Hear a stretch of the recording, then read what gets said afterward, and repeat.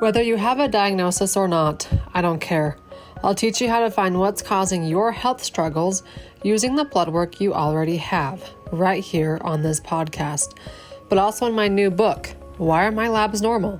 Go grab it on Amazon and let me know you love it and appreciate the knowledge by leaving a review for both the book and this podcast. In fact, this October, I have recorded so many interviews, I need to get them to you guys to learn and grow from faster. Each Tuesday episode is a double whammy. Each Tuesday episode will contain 2 interviews I had with 2 amazing guests. So, let's jump in. But first, let me tell you a quick funny little story about myself. There will be a new one each Tuesday this month. So it's not very often that I get to go to the grocery store by myself. Usually I had my 5-year-old and my 2-year-old with me, and at times it can get quite crazy because they're 5 and 2. So this time I had convinced my husband, after I had already gone to Sam's Club for a $500-ish purchase of food, which I don't do very often. I only go to Sam's Club like twice a year, but he was in charge of a young men's church activity. He was in charge of all the food for it. So I had to go buy the food. Well, we needed to restock. So I ended up going to Sam's Club twice in one day. Again, very unusual for me to even go there to begin with.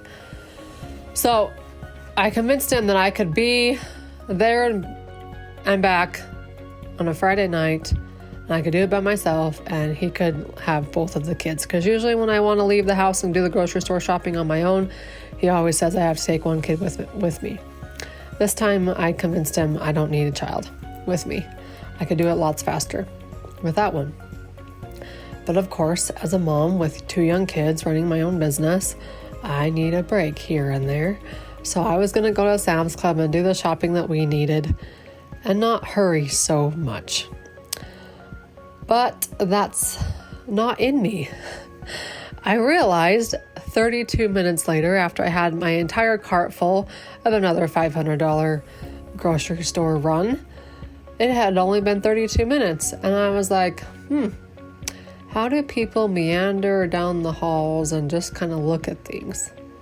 I physically can't do it. I don't know how. It's always go, go, go, go, go. Impact more lives. Go, go, go, go, go. So next time you go to the grocery store, you can think of me and how I don't know how to walk through a grocery store slowly. All right, here we go.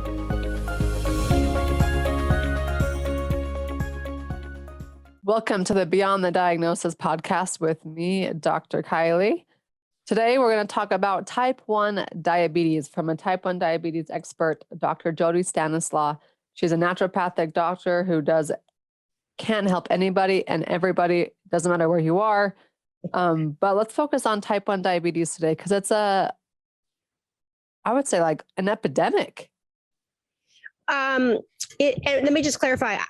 All my patients have type 1, but I do work virtually. So I work with everybody and anyone that has type 1 around the world. I am trained as a primary care doc, but I don't do full primary care. So I can't help anybody. Well, type 1 diabetes is a perfect niche because there are so many people who have it. I know my mom's in the educational system, and every school teacher now has to get educated on type 1 and to be able to inject insulin as needed when needed. Yes. So it's a big problem. I even have family members with it. So I'm excited to hear about your approach with it and to help people realize that, can this be cured? Can it be well managed? What can be the end result? Okay. Well, first let's define the difference between type 1 and type 2. So type 2, 95% of people that are diagnosed as diabetic, which I don't like using that term, but they're type 2. So that is the worldwide epidemic. And it's diet and lifestyle related, and also toxicities. And I mean, it's more, it's reversible. It's the one that we associate with older generations when you get them, even unbalanced blood sugar, A1Cs above 6.5. No, because type 1s can also have very irregulated blood sugar. So the difference is type 2 is, think of it as every time you eat, your beta cells have to make insulin. And there are lots of things that make the beta cells tired. And so eating a lot of sugar obviously is going to make the beta cells tired, but also toxicities in the body don't allow insulin to work as effectively. And then the body has to overproduce insulin and then again, tire out the beta cells. So it's the majority of type 2 diabetics, if I may so boldly say, could reverse their condition, assuming they adopt a very healthy eating style, exercise, and weight loss, right? I like to see it as if you broke your leg, you wouldn't have broken leg disease. You just put you put too much pressure on the system. So in type 2, there's too much pressure on the system. And when the body can't make enough insulin, insulin's job is to keep the blood sugar level from not going so high, right? You have a flush of glucose into your bloodstream. Insulin's job is to pick up that glucose and get it out of the blood and feed it to the cells. There's a very narrow range of blood sugar that you want. 70 to 120 are the numbers, 70 to 120. So if you're fasting state, you're probably below 100. After you eat, you probably go up to 110, 120, maybe 140, but then you come right back down. And so you need glucose in the blood, but you don't want too much. And if your insulin is weak, then you go to 120, 130, 140, 200, 250, right? And too much blood sugar circulating in the bloodstream. Imagine it like ripping apart the sides of the arteries. Too much blood sugar, high blood sugar over the years causes heart disease, kidney failure, strokes, blindness, gangrene. So it's high blood sugar, regardless if you're type 1 or type 2, is not good for you. But type 2s are reversible in the large majority of the case, because if you don't put too much pressure on the system and you take care of your body with a good diet and exercise and you lose weight and you optimize the system, then quote type 2 can go away. Right now, you can't ever, mistreat your body again and think you're not going to have it come back. So I like to empower people to understand that type 2 is very manageable by changes, mostly by changes in lifestyle, diet, detox, all that stuff. Okay. So that is type 2. That's what 30 plus million people in the US have all over the world. That is going crazy with, ever since we became a low fat, eat high carb, in the 80s, like that just took off and it hasn't stopped. So the CDC says that 1 in 3 Americans are going to be type 2 by like 2050. So, it's not a good thing. This diet that is standard American diet, right? The SAD diet, standard American diet, it is creating a type 2 epidemic. Type 1, which is what I was diagnosed with when I was 7, that was in 1980. I didn't kill my beta cells. Beta cells are what make insulin. Something confused my immune system and attacked and killed my beta cells. So I got super sick and I've been injecting insulin every single day since I was type 1, since I was 7. And nobody has figured out yet how to make my insulin producing cells come back. It doesn't matter if I lose more weight or if I eat different or if I hike Mount Everest. It's like I've lost a limb. We haven't figured out how to get it back. So type 1, as with all autoimmune diseases, autoimmune is theorized to be greatly initiated by environmental triggers, anything that weakens or stresses out the immune system. 30% of type 1s, and maybe more now with COVID, have had some sort of viral infection in the few months prior to diagnosis. Low vitamin D, which weakens the immune system, has been theorized as a cause for the immune system to be confused.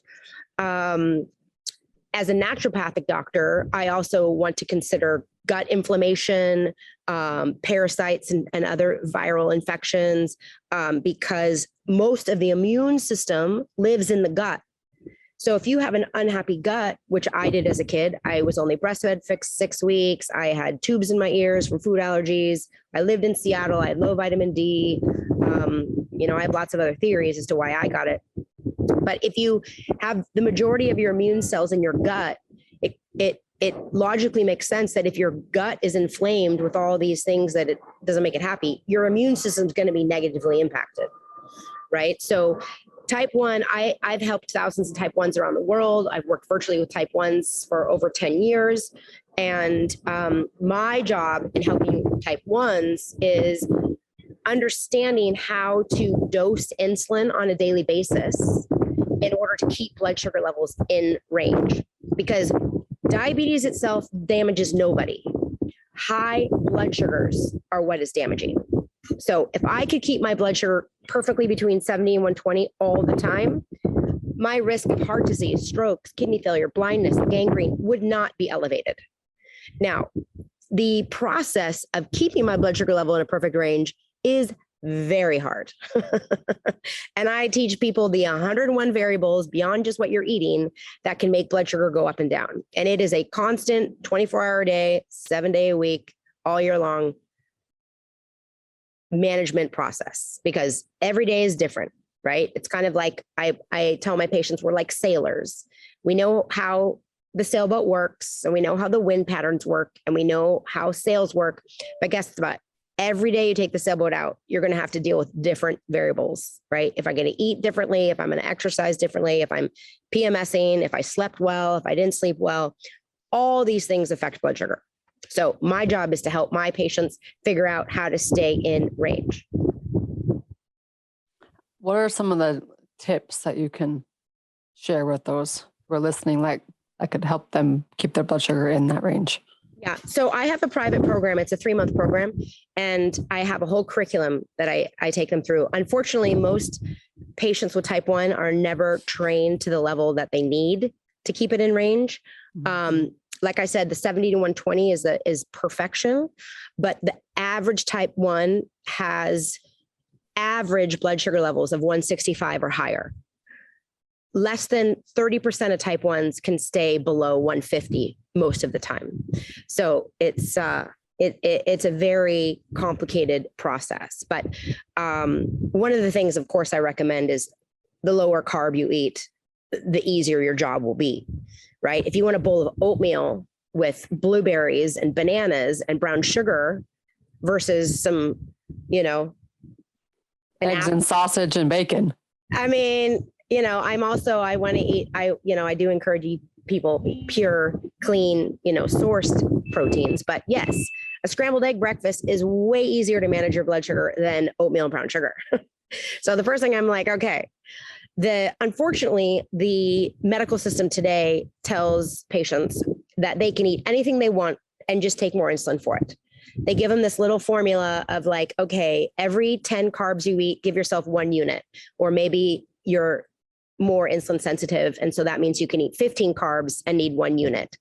And so I've volunteered at diabetes camps before, and they'll be like, okay, we're having 120 grams of pancakes for breakfast. So if your ratio is 1 to 10, just give yourself 12 units. And I'm like, that is crazy. Because, well, first of all, giving yourself too much insulin can kill you. Because the 70 to 120, you have to have that much glucose in your blood for your brain to work. As soon as the blood sugar goes down to 60, down to 50, down to 40, you have brain damage, you can have a seizure, and you can die, right? So if you give yourself a massive dose of insulin, how are you confident that it's going to reduce blood sugar from the blood, take sugar out of the blood at the exact same rate that the pancakes are actually putting the glucose in the blood, right? So what happens if all those 12 units work really quickly and they're taking glucose out of the blood, but the pancakes have barely even started to digest, right? You don't even have high blood sugar levels yet because the pancakes take forever to digest, but the poor kid gave himself 12 units. And so it's just crazy to do it that way. So I always empower my families to say, hey, don't tell your kid they have to eat this because they're diabetic. I'm like, this is a family thing. Everybody should be eating whole foods. Everybody should be eating whole foods most of the time. And, if you are eating mostly whole foods, you're generally eating, lower carb because you're not having Pepsis and you're not eating chips and crackers and frosted flakes and cookies and ice cream. And, now I'm not a hardcore, militant person. I always say we do need a little bit of wiggle room. I want to have cookies and ice cream. I just don't eat them every day, It's a treat. So low carb is key. And then the specifics of insulin dosing is pretty detailed. I don't know if we want to get into that on this short interview. How to dose insulin properly is very detailed. Yeah, there's a lot to get into type 1 diabetes. So if you're like, I just need someone help, go join Dr. Jody. You can find her at drjodynd.com on her website. So here's a little bit of overview for type 1 diabetes. I know the ones that the type 1 diabetics I know, when they get elevated, they go grab some junk. And it makes me when their blood sugar level goes low, they grab junk. Yeah, sorry. If they're high, they do not want to be eating more junk. Yeah, sorry. When they drop lower, they're like, I'm going to go grab Pepsi. I'm going to go grab a cookie. I'm going to junk. Yeah. What's a better option, I should say?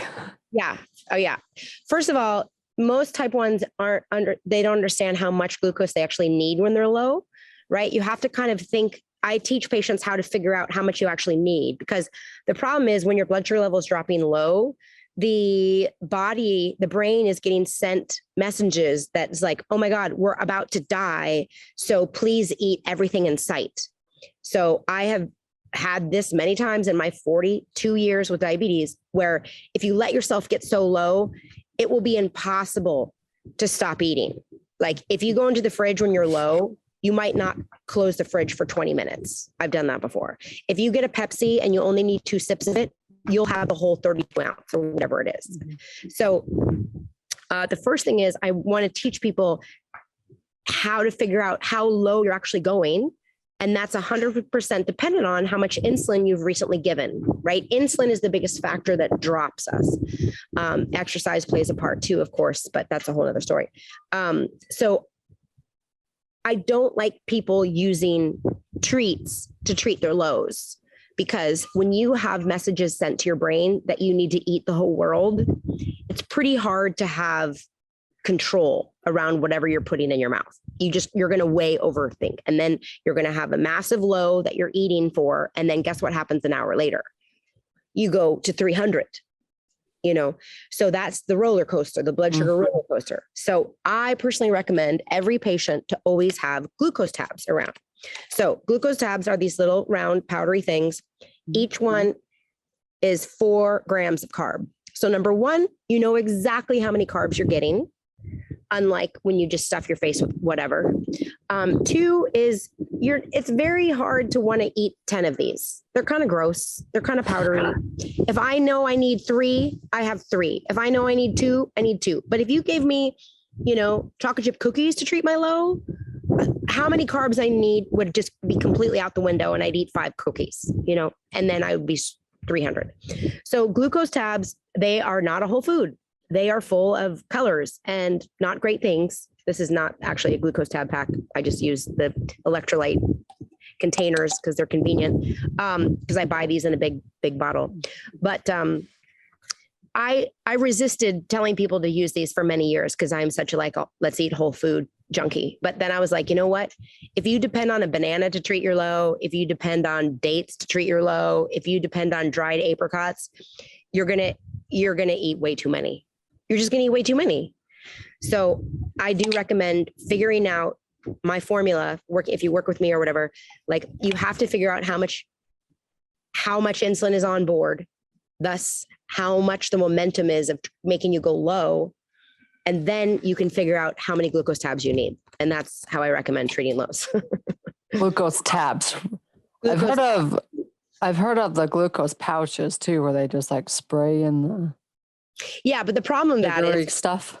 Yeah, that's mostly for athletes and things. That's why they're marketed for. They do work, but the problem is it's often more carbs in that packet than you need. There's no packet that only has 4 carbs in it. Most packets have 20 or 50 carbs in it. And then again, you're going to do the roller coaster, right? Yeah. Yeah, it's very good tidbits. Where would you suggest they buy those glucose tabs? Oh, any drugstore or Amazon. Okay, so pretty simple accessibility. Yeah. Do you have a preferred brand? They're all the same pretty much. There used to be like a cleaner ingredient brand, but he doesn't make them anymore, I don't think. Okay. So just pay attention to the glucose tab. So pay attention to the amount of glucose per tab. And then you can go join again her 3-month program.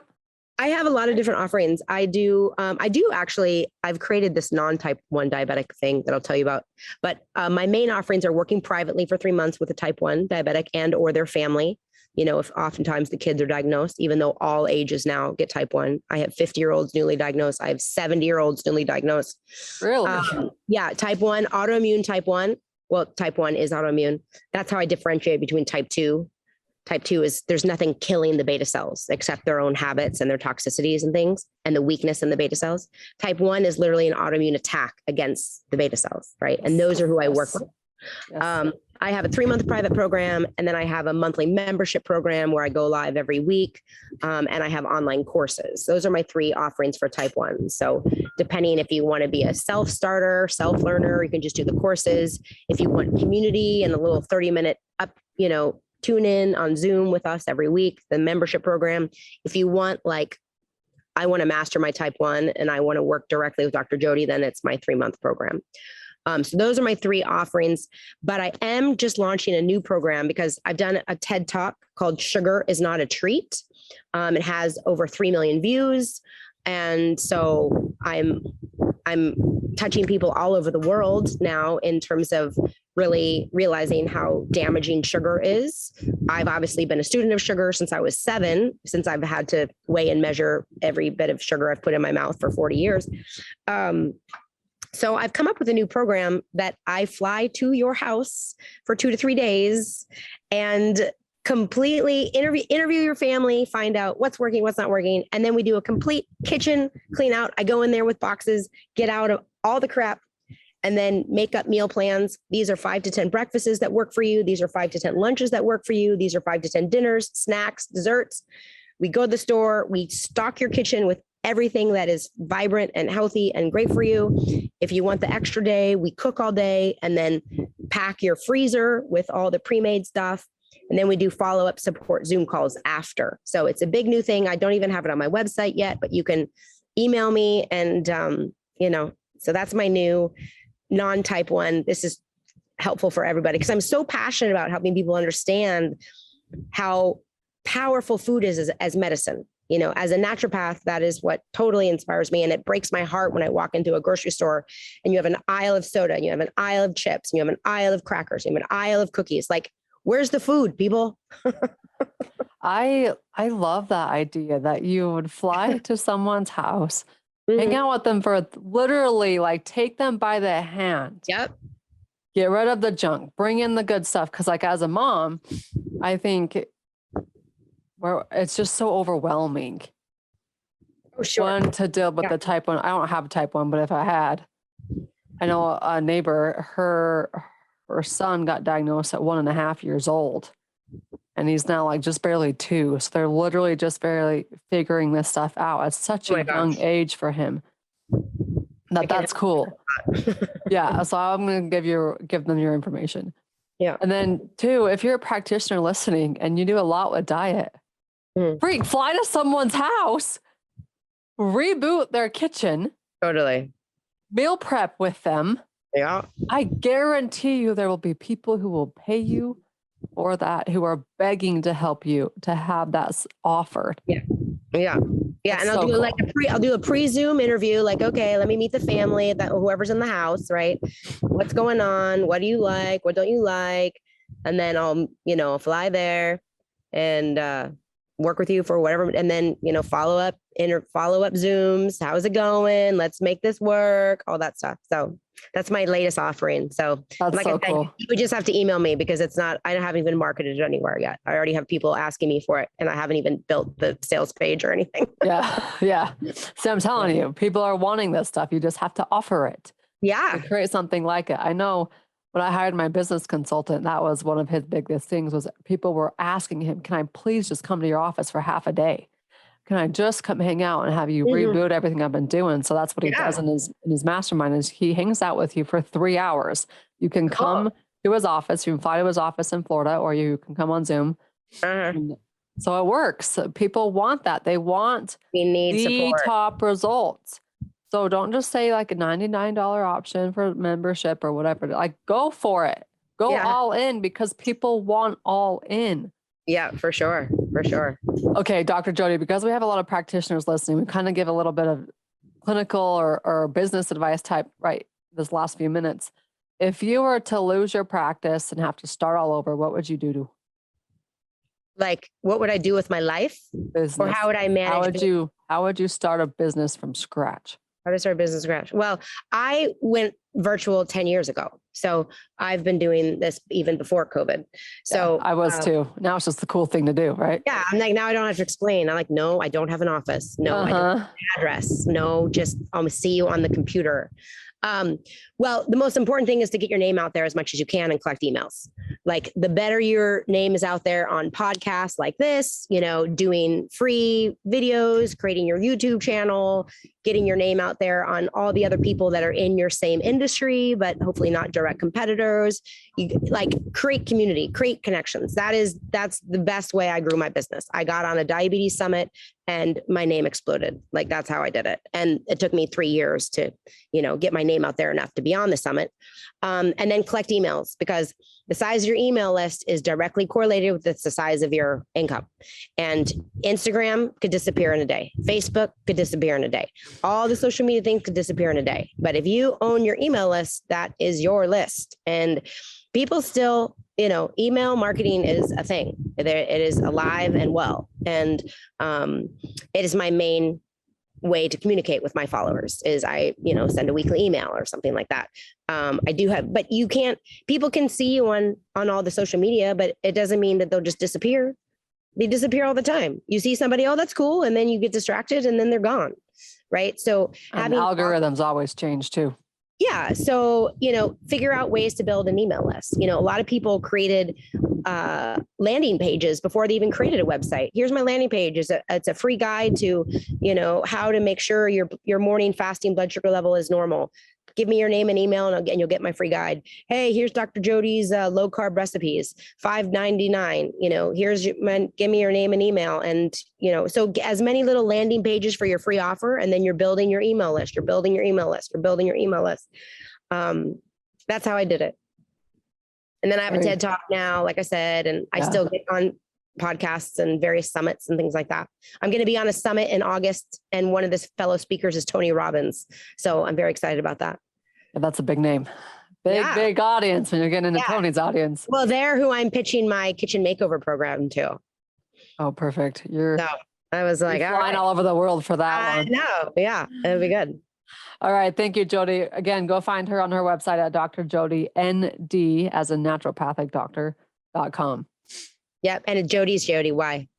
Yes. Type 1 diabetes expert. If you know somebody, send them her way. If you are that person, go reach out because your life can be so much easier navigating this world. I just had my free call with a mom. She has 4 kids.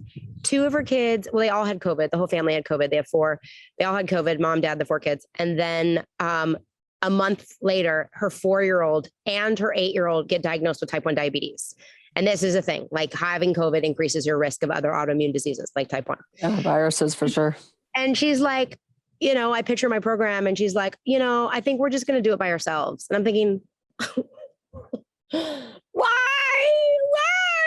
would you try to figure this out by yourself? I'm like, I can hand it to you on a silver platter, what you need to know. It just kind of it breaks my heart every time. I'm like, oh my gosh, I'm so glad you found me. I'm so excited to work with you. And then she's like, yeah, I think we're going to figure it out by ourselves. And I was like, it's just a matter of their value on their health and their time. Yeah. Because she's going to be spending hours, years trying to figure out what you've already figured out in 40 years. I've figured it out. Yeah. So guys, it is worth your time. It is worth your money. It is worth everything to you to make this easier on your life. For sure. Okay, Dr. Jody, there you have it. Thanks so much for the interview. I appreciate the opportunity to share. Welcome to the Beyond the Diagnosis podcast with me and Dr. Kylie. We are going to talk today about the relationship between our bodies, our emotions, and our muscles. Here I have an expert with me. His name is Dr. Corey Sondrup, and he's from Ogden, Utah, so right near me. But he is going virtual. So if you have any needs virtual with your health, and if any of this resonates with you, Dr. Corey, where can they find you? Well, right now I'm located in South Ogden. I'm actually just moved my office last September. So I am at 4605 South Harrison Boulevard, Suite 312, and I'm inside the Bank of Utah building next to the post office on the third floor. So and where are they going to find you virtually? What's your website? Website right now is drcorysondrupdc.com, drcorysondrupdc.com. And we'll put that in the show notes, guys. Yep. And we're still working on the website, getting the virtual portal set up, but I can still do. It'll be there by the time this thing airs. So let's dive into this topic of our bodies, our emotions, and our muscles. A lot of times we think about body, mind, spirit, but this is really more, we can actually have muscle pain and muscle problems with our emotions. So, Dr. Corey, walk us through your journey on how you ended up with this specialty. I graduated from chiropractic school in December of 95 and immediately opened my doors. I opened my doors, believe it or not, April 1st, 1996. And I already had a background in nutrition and applied kinesiology. So I was doing a lot of muscle testing, a lot of nutritional testing, and chiropractic altogether. And I really was feeling like I was helping my patients, but then the universe always throws you a curveball. And all of a sudden I started getting tougher patients. So I felt like I had to learn new techniques. And then early on, I had patients coming to me for emotional issues. And I'm like, I'm a chiropractor. I'm not a counselor. I'm not a therapist, And they said, well, you've helped me more than anyone. I said, I didn't do anything, And so I thought, well, I better get some more knowledge. And then in the chiropractic realm, there's a technique called neuro-emotional technique. That's Dr. Scott Walker's work. And then I learned how unresolved emotions or traumas or suppressed memories can get stored in the body.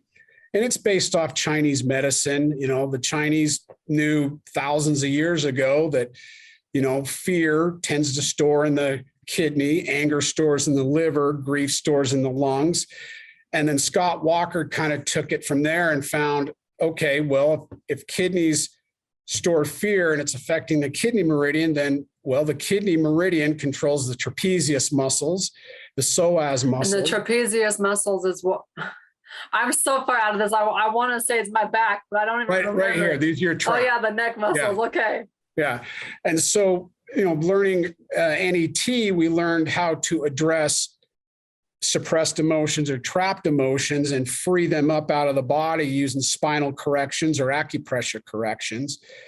And so I went and did that for a few years. And then after a while, I learned more emotional work from my good buddy in Las Vegas, Dr. Randy Roberts, who has his creative emotional wizardry seminars. And so he has more in-depth emotional clearing techniques. So between NET and CEW, I just started incorporating it into my own practice and getting better results because if someone has, say you're going down the road in your car, you stop at the stoplight and you get rear-ended. And they come to my office or in another doctor's office and they got whiplash and they get adjusted 20 times and they're not getting better. Well, 21, 22, 23 more times isn't going to do the trick. There's something else going on besides that structural imbalance.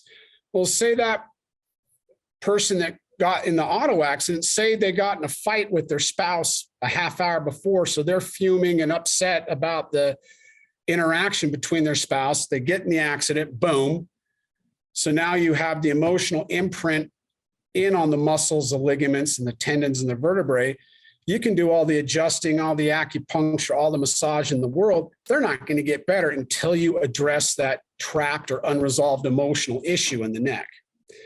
And so instead it's something taking 20 visits, 4 or 5 to clear it up. Yeah. And I think that goes along with so many injuries and chronic illnesses in general. Oh, yes. There's a reason why with my programs now, you have to work with a mindset coach and emotional therapy coach. Yes. Because the physical and the supplementation can only go so far. Correct. If you're not healing all the modalities, all the aspects of our health, you're going to come to roadblocks. Yep. And unless you're willing to approach those aspects and really dive into those subconscious emotions and traumas, and whether they're big T traumas or little T traumas, you're not only going to go so far. And Absolutely. No supplement in the world is going to fix this. Yep. So let's take a deep dive here. I have a form that we're going to take a look at. This is your form. Mm-hmm. You guys can download this at his website, drcorysondrupdc.com. We'll put this we'll put it in the show notes. But you'll be able to see here on this form that there are organs in our body. So things like our reproductive organs, our lungs, our kidneys, our liver, all the organs, all the tissues, all the glands. And each organ is associated with some type of emotion. And then based off of that emotion and that organ, where can you actually experience pain? So Dr. Corey is going to walk us through this and give us some examples here along the way, but give us your top 3 scenarios. Oh my gosh. Well, a perfect example is a girl I had in my office last week who is a competitive soccer player, and she injured her SI joint, sacroiliac joint. In the lower back, what most people consider the cause of low back pain.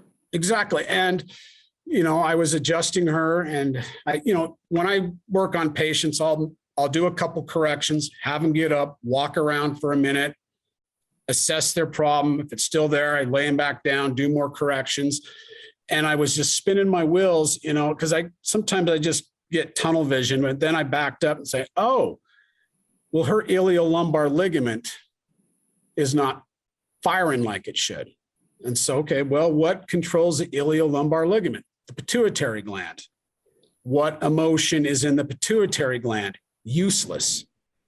So I just test. Huh? Yeah. So I just. This is all in your head? Yeah, these are all in my head. Oh, I got to memorize. Sorry. and just for the record, this chart here, this is a compilation of many people. I just put it all together, but really this is based off Scott Walker's work, Randy Robert's work, Alexander Holub's work. So I just put it all together, but these aren't really my emotions. These are based on other people's work. So if we go back to, where is the pituitary? I was looking for it and I didn't quite see it right off the bat.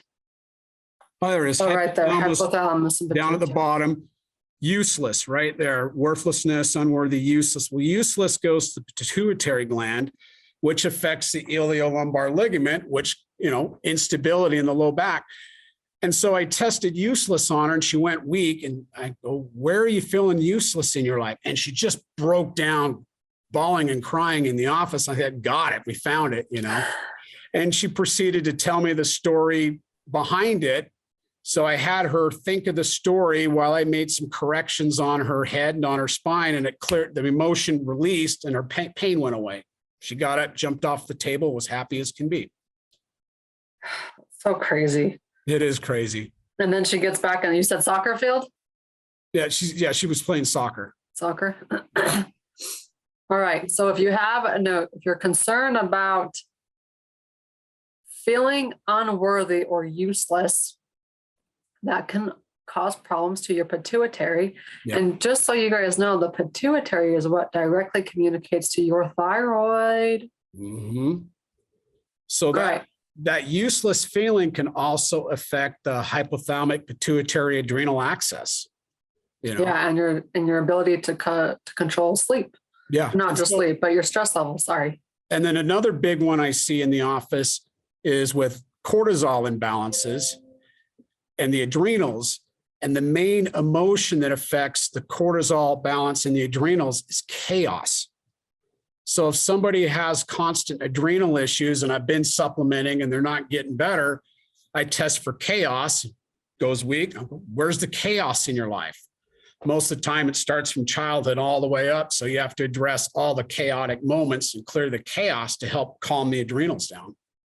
Mm-hmm. And voila, although ashwagandha can't help you if you got unresolved chaos in your life. According to the chart, it also says paranoia, phobia, I have to swallow my pride, those kind of moments, or I've lost hope. Yep. You can experience pain from these emotions in your neck, your shoulders, your mid-back, your ring finger, joints, tongue, and your calves. Interesting. Yeah. I'm just like, okay, I got this pain. You know, you immediately think of someone in your life who's like always complaining about when they go running, how their calves just lock up and it literally stops them from running.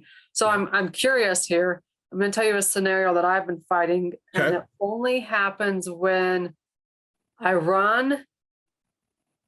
Okay, I'll give you some background. Okay. I'm a volleyball girl. I love volleyball. I played volleyball at Southern Utah University, where I played there for 2 years. Building muscle was not a problem for me. I was wearing size 12 women's pants. Right now I'm in size 4. So I had a big butt and big legs to get pants over. Then I graduated and someone convinced me to run Ragnar. Ragnar is a multiple leg event where you're in like teams.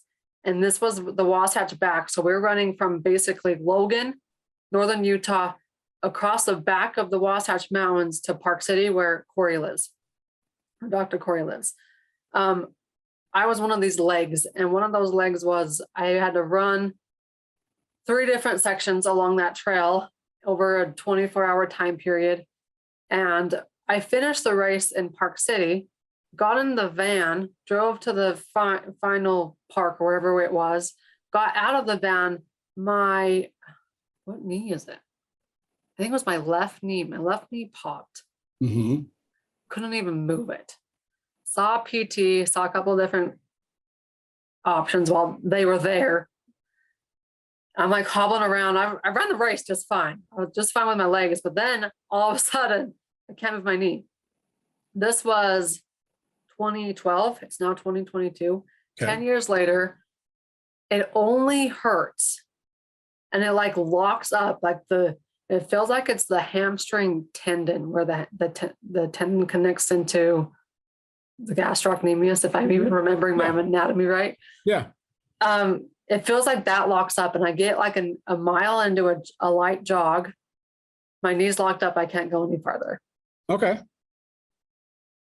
I have seen relief when I go gluten-free, but I think there's underlying emotions tied with this thing. Okay. So let's dive in. What do you think? Well, with knees are some of my favorite. I see a ton of knees. And the main meridian that runs down the back of the knee is the gallbladder meridian. Okay. Okay. And the 2 most common things with trapped emotions or unresolved emotions in the gallbladder is resentment, depression, and forgiveness, or not forgiving something or someone. So if you're holding a grudge against someone and you're not forgiving them, it's going to affect that little muscle in the back of the knee, the popliteus muscle. So your knee's not going to unlock right.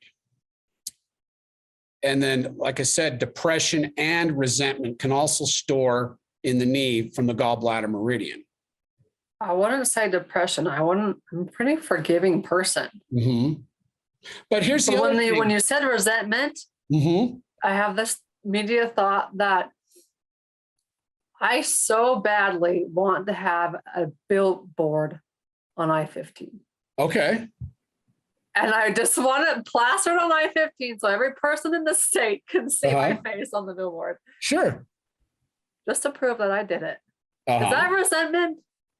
Yeah, that's resentment. Dang it. But here's the other thing you got to factor in. And I work in Ogden, live in Park City, but I treat Olympic athletes up in Park City. And anytime you're dealing with high level athletes, they're always getting injured, just extreme sports. And So you doing that race, repetitive trauma, micro traumas, maybe the actual physical trauma is still locked in your knees. And then I go to a technique called injury recall technique. That's an old AK or applied kinesiology technique. If I don't take that pattern out, it's not going to resolve. Then your tendons probably exceeded their tolerances. So I have to reestablish connection between the tendons and the brain to make sure the tendons are firing like they're supposed to be firing. Take away the injury pattern, then we could address the emotions. And like I said, knees, well, that's just the knee. What about the quads? What about the hamstrings? You know, the quads and the hamstrings. There's a reason why knees are so complicated. That's the small intestines and the large intestines. You know, so small intestines typically deals with feeling lost in life, abandonment, vulnerable, unloved, insecure. Then you get into the colon meridian emotions, that'd be forced, coerced, feeling controlled, crying, weepy, judgment, melancholy. So there's so many different emotions that could be affecting those muscles. So when you're working with Olympic athletes, you know they're having to receive physical treatment and therapy. Yeah. But you don't think about the emotional, the mental therapy that they're also receiving. It's huge at that level. Their physical body and their mental, emotional bodies have to be rock solid, because it just takes a little thing to knock them off their post. You know, their confidence level. If their confidence gets shaken, you know, coming out of the gate, they're going to be having problems. So a lot of times I'll deal with emotional problems while they're in the gate. You know, have them visualize, okay, you're at the starting gate. When he says gate, he's talking like skiers. Yeah. Getting in the gate to go downhill. Yeah. And I'll have to walk them through, and, you know, maybe they had a really bad crash. Now, when they race, all they think about is crashing. So I have to go back and trigger out the whole anxiety and the fear of crashing. God, that reminds me of when the Winter Olympics were just recently. And we had that American female who was supposed to win like all the downhills and everything, and she kept crashing. She couldn't even finish the race. I felt so bad for her. Yeah, I bet she's going to have some trauma. She's got to go back and relive, like all of us. We all have some type of trauma. Exactly.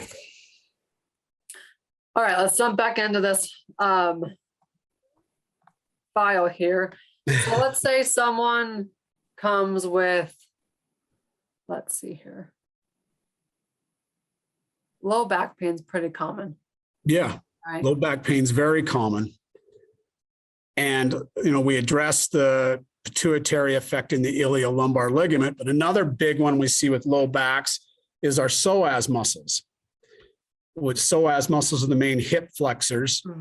And, you know, you see a lot of that specifically in the spring, you know, when people go out and start doing yard work and they're bending over, pulling weeds, or on their hands and knees, pulling weeds. And after a while, you're like me, where you've been like sedentary all winter working. Exactly. And walking here and there. And then your brother gets this idea where, hey, let's take our two little kids and load them up on our backs and go hike the mountains, and they're 30 minutes away. And it's like, what was supposed to be an hour and a half hike turned into a 3.5 hour hike, and my legs are shaking by the time I get back.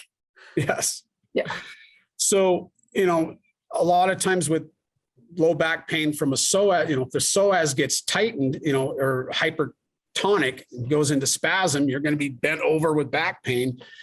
Yeah, we can adjust and do muscle work, but what if there's some emotions tagged or being held in the psoas muscle? So psoas, Chinese medicine's kidney. Kidney is usually fear, dread, impending doom. So if they're constantly focusing on a fear, if they're dreading something, or impending doom means, you know, something's headed your way, like a bankruptcy or a lawsuit, or you're in college and you got 3 finals coming up. That's doom.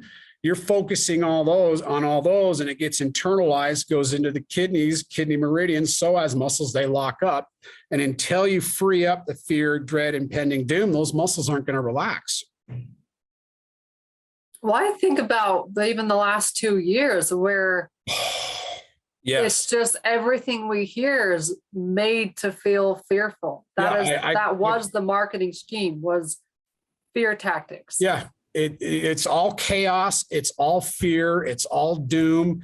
It's been at a level in 26 years I've been practicing. These last 2 years I've had a bigger emotional impact on my patients than anything I can remember.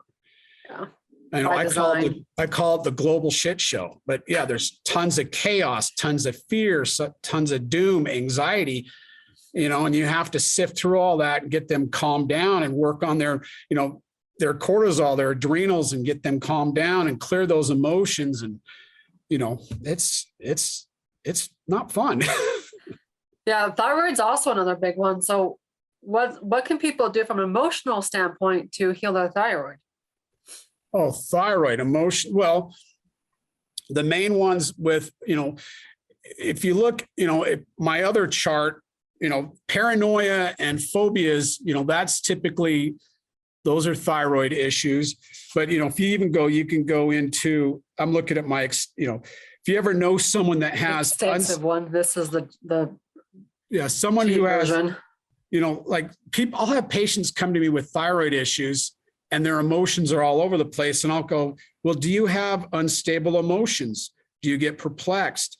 Are you neurotic? Do you have mood swings? Are you confused? Do you feel stressed out? And we said, yeah, that's all of me. And that's your thyroid, so a lot of times you can exhibit, a thyroid that's nutritionally deficient, or you can exhibit these emotions from an actual physical thyroid. It can go both ways. You can have a physical imbalance cause the outward emotions, or you can have an emotional trauma cause the physical imbalance of the thyroid. Yes. But as far as dealing with, for someone doing it on them, unless they're seeing somebody like me, meditation, Wim Hof method. I'm a big fan of the Wim Hof method. Yoga. That's the Wim Hof. He's the guy that does the breathing and cold immersion therapy. So he's known as the Iceman. He takes the ice baths, but he also has a breathing exercise he does, and it does wonders for resetting the nervous system. He's amazing.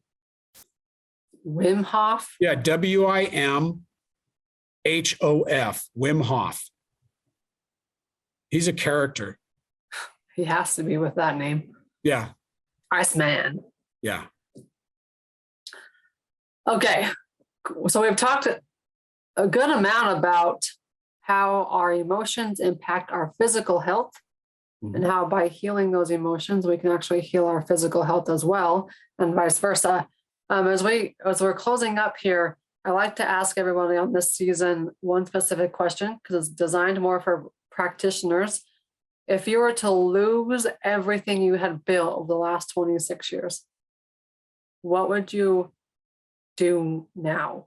I was thinking about that. And you know what? I don't know how to do anything else. Yeah, I do acting on the side, part-time acting, but I'm realistic. It's not, if I lost everything, I'm not 53, I'm not going to move to LA and start to build a career in acting. Healing. So if you had to build a practice from nothing right now, what would you do? I would definitely go cash only. I'm so tired of dealing with insurance companies. I would not deal with insurance companies. I'd go cash only and just, the screen's shifted. And just, I have the skills, I have the knowledge. And if I have to start over, I can build it from the ground up again. Yeah. What would you say was the most helpful along your journey in building your practice? The most helpful. Well, that's a tough one. For me, I always feel more confident and empowered the more techniques I learn. So if I learn more, I feel like I'm more confident and able to help my patients. I think also things have changed the last few years with social media. What used to work 20 years ago for marketing and advertising doesn't work now. It's totally different. And I'm kind of slow to the changes, but knowing what I know now back, when I joined Facebook back in 2007, I would have definitely marketed myself different than I'm doing, than I had done before that. But I don't know if I answered your question. No, that's great. But like I said, I don't know. It's very different now than it was 20 years ago. That is for darn sure. It's totally different. The world of virtual is even better. Yeah, which I'm really excited to, I'm so excited about the virtual path. So if someone were to come work with you, what does it look like? If they were to come work with me, typically virtually. Let's talk virtually. Virtually. Right now with virtual, when people, like I have patients that are across the country, they will call me and I'd like to have a phone session. Okay, we'll set a time. I get out my appointment book, set up a time, and they call me. And usually when I'm doing a virtual, whether it's phone or Zoom or FaceTime, they'll call me at this designated time. They'll say, hey, I have this problem, this problem, this problem. And usually it's emotional or energetic in nature. And then I work on them using surrogate testing to figure out where the blocks and imbalances are in their body, and using some other different techniques will shift it out of their body. One of my favorites, this was a couple months ago, I had a patient who jacked up her shoulder, had frozen shoulder from an injury. And, usually, like I said, I do emotional work and I'll do energetic work. But she had a true structural imbalance, and she's like this, couldn't even move her shoulder, Okay, so I'm just testing the muscles. Okay, supraspinatus, looking at the bicep, tricep. Oh, there's an emotion there. And, I worked on her shoulder for about 15 minutes, and then all of a sudden she's doing this. And I'm like going, okay. So, but for right now, virtually, I'll either be doing the emotional clearing, the energetic clearing, or counsel them on, what diet, because in my office, I do primarily low carb, no carb. So paleo, primal, keto, and carnivore. So I can sit and have a session with them about the diet. But I'm really excited about the blood work. I was going to say, now you get to add in the blood work too. I can't wait to start adding in what you do into the office and just take it to a whole nother level. But yeah, basically they just call, make an appointment, and they call me at the designated time, and they tell me what their main complaints are. And I run through the body and see what we can clear. And that's what we do. So if you're tired of getting told your blood work is normal, guys, Dr. Corey is in my 90-day program. He's a referral of mine. So if you want to work with him, grab your blood work and he can help you read that the right way and get real answers, healing, and hope, as well as combine all these other modalities with emotions, the muscles, all this other knowledge that he has that he can utilize to help you get where you want to be. So go reach out to him, Dr. Corey at drcorey.com, DrCorey.Sondrupdc.com. Thanks, Dr. Corey. I'll give my phone number, 801-476-1752. There you go. You heard it right here. Who wants to come hang out with me in Florida in February of 2023? If you're a practitioner, you have an opportunity to come join me inside the brand new live and in-person event, Orlando, Florida at the Wyndham Grand Bonnet Creek Resort. February 20th, 21st, and 22nd of 2023. Mark your calendars because registration begins in November, with details out in November, and there is early bird sign up if you get in and join us before the end of the year. So stay tuned. This is for you practitioners. I'm going to bring you the best marketing, mindset, and business experts in the world, because this is something we all need, yet we don't receive. So mark your calendars, February 20, 21st, and 22nd. Not only am I going to bring you the best experts, but I'm going to celebrate your success with you. We're going to celebrate on that Monday night, that Tuesday night, and that Wednesday night. So you can fly in on Monday, but don't fly out until Thursday. Hang out with us and celebrate your successes, because the only way to measure success is to measure it backwards. This podcast is sponsored by my favorite supplement companies. If you're not using them in your practice, you should. If you're not using them and don't have them in your cupboard, you should. And by the way, don't get these on Amazon. These are counterfeit on Amazon. My favorite supplement companies are Systemic Formulas and My Biome. If you are a practitioner, come join me inside their private Facebook group for practitioners called Systemic Formulas Clinical Nutrition. Everybody else, join them on Instagram at Systemic Formulas.